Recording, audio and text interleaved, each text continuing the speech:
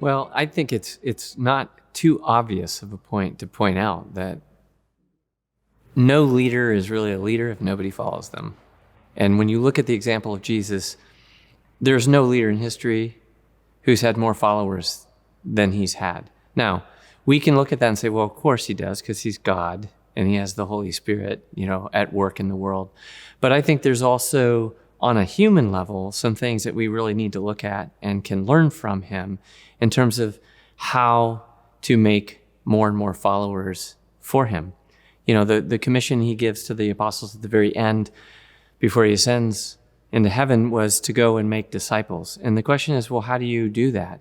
How do you get people to follow him? And you can't really look at a better place than at him and what he did. So there's a couple of things that I think are really important here. One is that, you can look at Jesus and say he had all the authority in the universe. It was his from all eternity. And in leadership, we talk oftentimes about the difference between positional authority versus personal authority. And of course, Jesus had all the authority in the universe from all eternity. But the thing is if you look at his ministry, he doesn't reveal his positional authority until actually quite late in his ministry. And yet he was accumulating followers.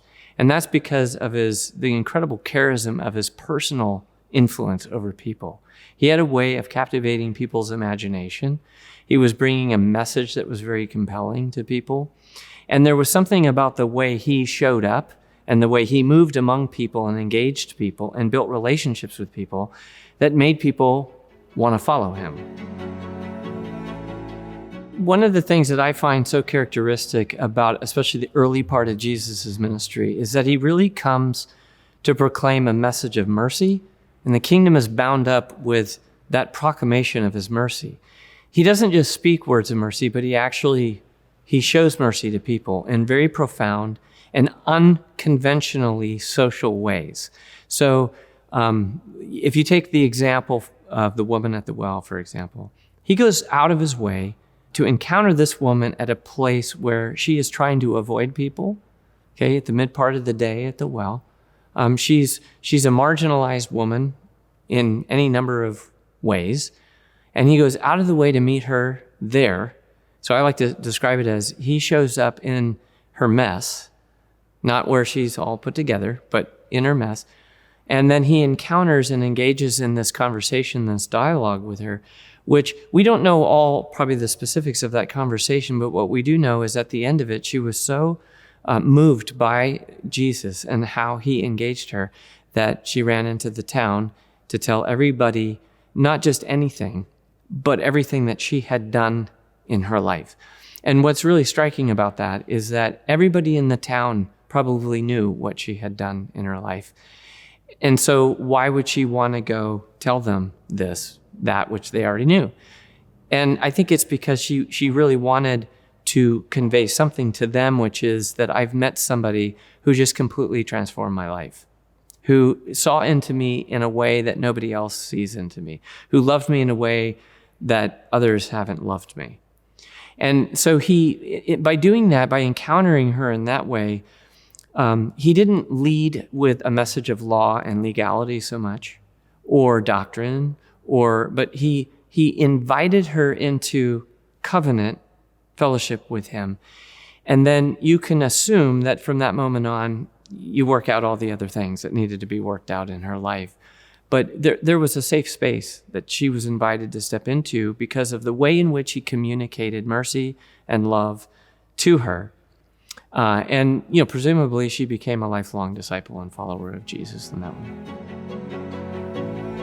So if we take another example, which is Jesus' encounter with the woman caught in adultery, one thing that is very similar to that and the woman at the well is that Jesus assumes a position where he's actually sitting and presumably looking up towards the person, which in my opinion is very striking because as a person of great authority and dignity and distinction, as Jesus would be as a rabbi, he assumed the lower place in a sense. So he positions himself as one who actually wants to serve another person. Now, maybe I'm reading a little too much into the text, but I really think that's something is striking in the passage.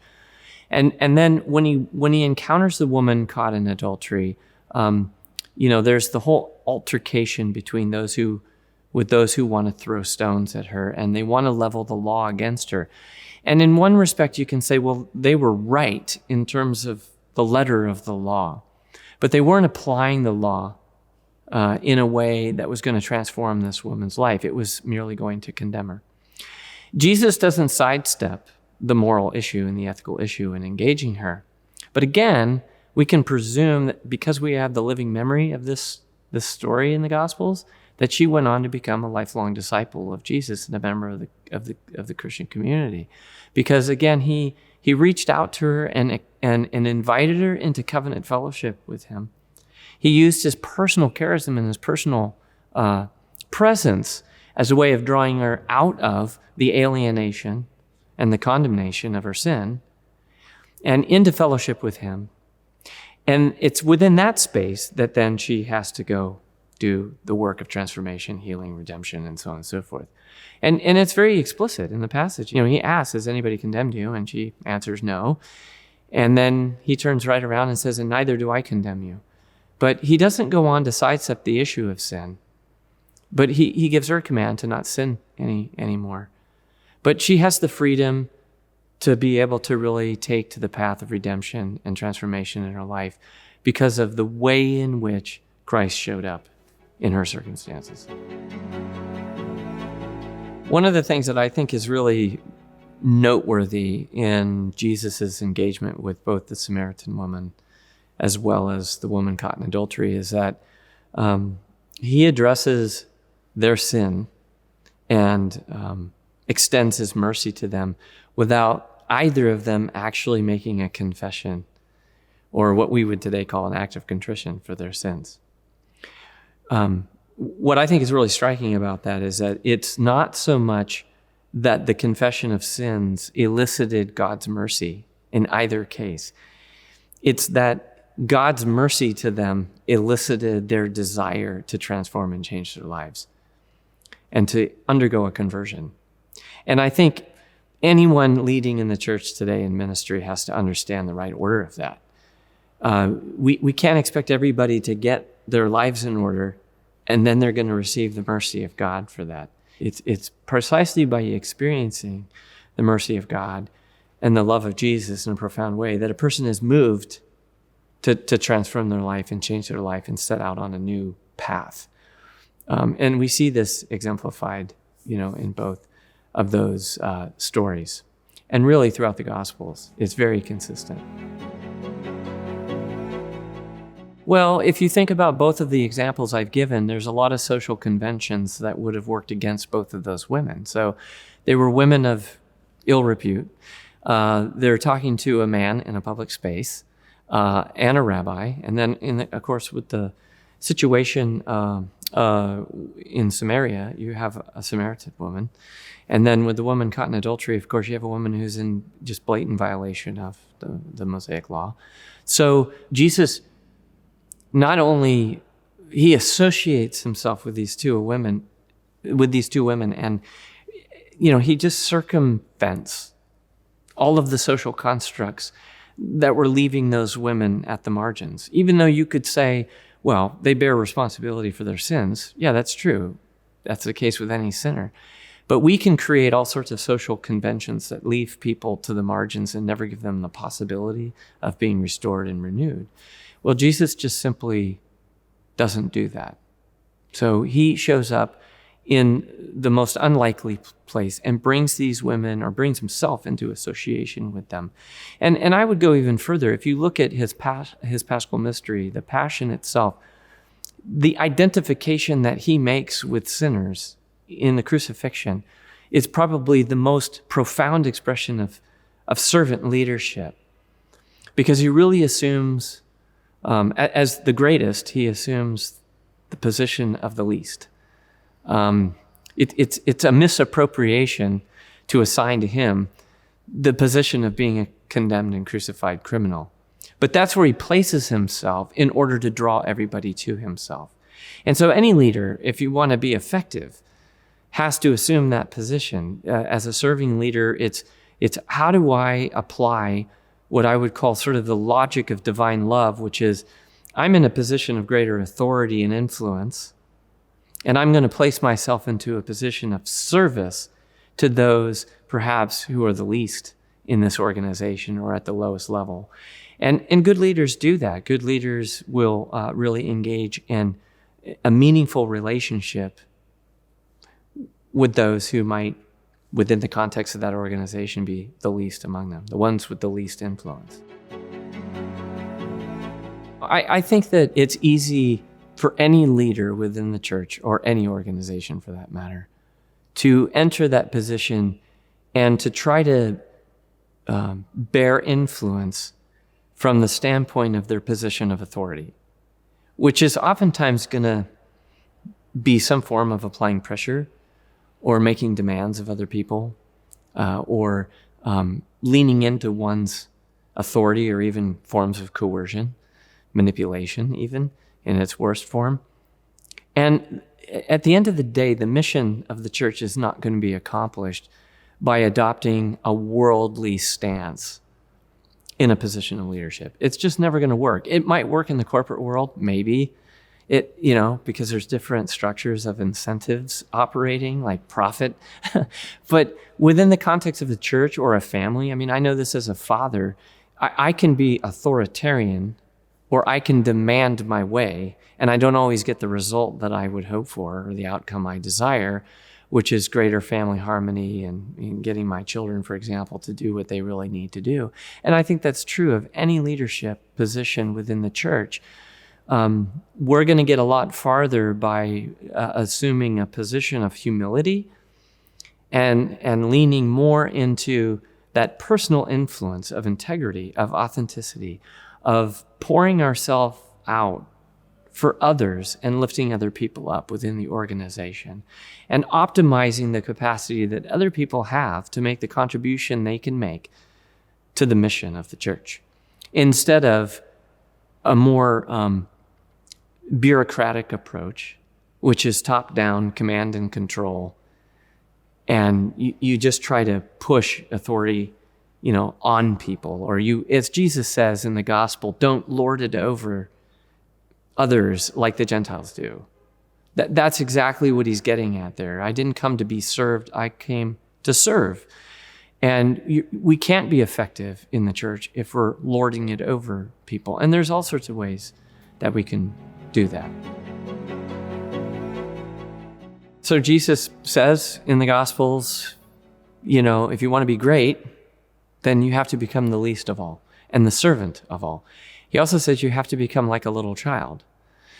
So there is a childlike quality that has to be manifest in humility.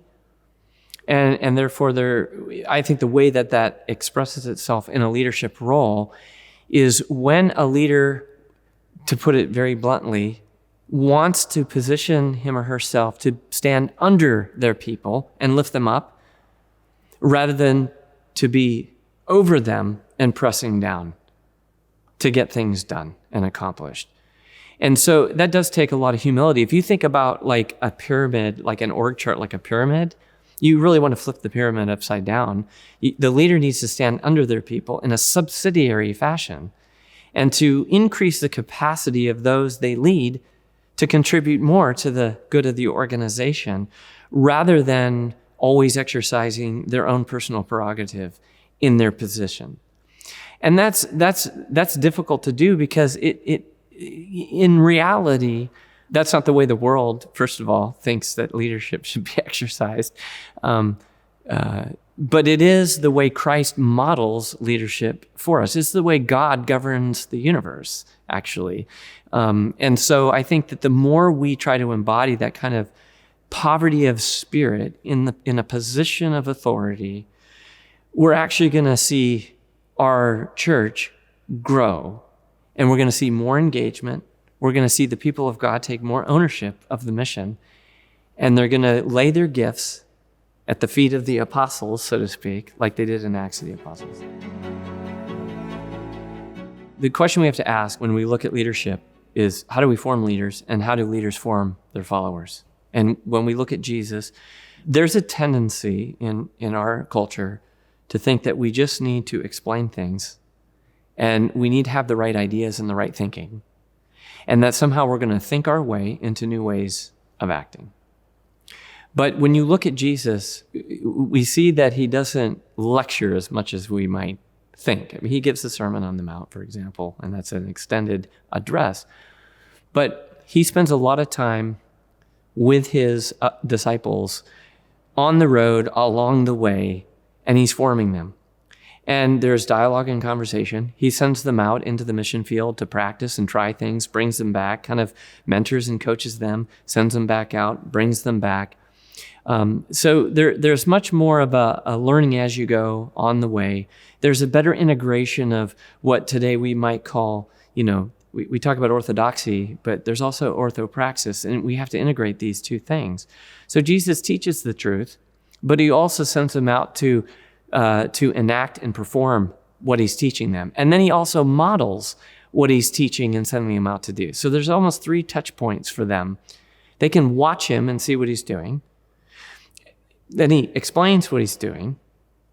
And then he also sends them out and then is coaching them and mentoring them when they come back. And because they don't always succeed. Like we know the example that he sends them out and they can't exorcise this demon. Well, he helps them understand that, you're not fasting and you're not praying enough for this kind of thing. So the other thing I would say too is that when he does teach, he teaches oftentimes through narrative and through storytelling. So he uses a lot of analogies and metaphors and word pictures, if you will, to try to help them understand what are otherwise complicated concepts and ideas. And I think that's really important. I think a leader has to engage the imagination of his or her followers in order to energize them and inspire them for the mission.